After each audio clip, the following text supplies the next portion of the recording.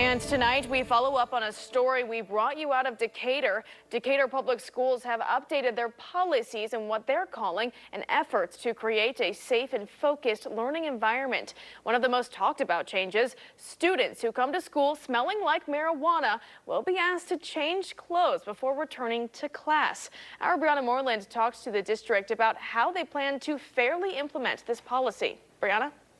This updated policy doesn't just apply to students. Parents and visitors who smell like marijuana or other offensive odors will also be asked to leave Decatur Public School campuses.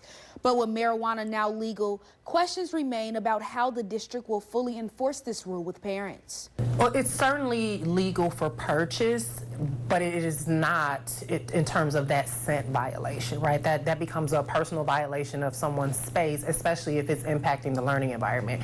And we are talking about schooling. I spoke with the parent of a Decatur Public School student who says she totally agrees with asking parents to leave if they smell like marijuana, regardless of its legal status. Disrespectful to the students, the staff, the school in general. Like, why would you as a grown person come to establishment, especially where your child is?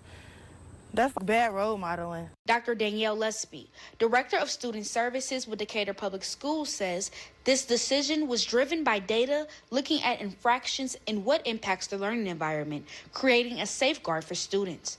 She explains the final decision on whether a student needs to change clothes will be up to each school's administration, with input from first-tier staff like teachers and bus drivers. Every administrator, just having an administrative lens, understands the legalities around how you identify certain things. So making sure that we are being responsible in terms of adhering to students' human dignity first and ensuring that we are respecting them and their circumstance.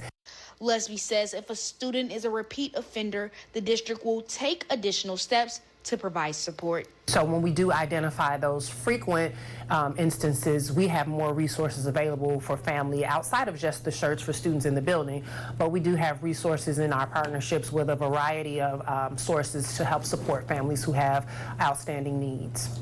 Lesby says this is a non-punitive policy with no formal consequences. The goal is correction and support. Shirts and hygiene products will also be offered for students in need. Working for you, I'm Brianna Moreland.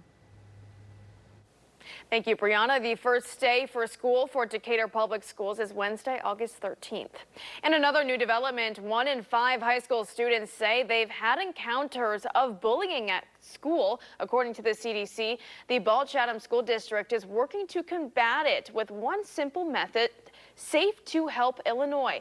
Kids and parents are able to call or text a number provided by Safe to Help to report any concerns they have. Superintendent Dr. Becca Lehman says the whole process is confidential.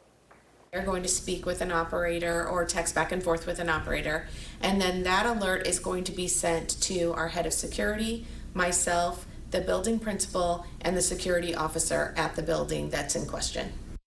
She says last school year, the district tested out 3 different methods to report bullying. Safe to Help was most commonly used. She hopes students will continue to use the program this year. Thank you for watching. Make sure you subscribe to our YouTube channel and watch more videos from News Channel 20.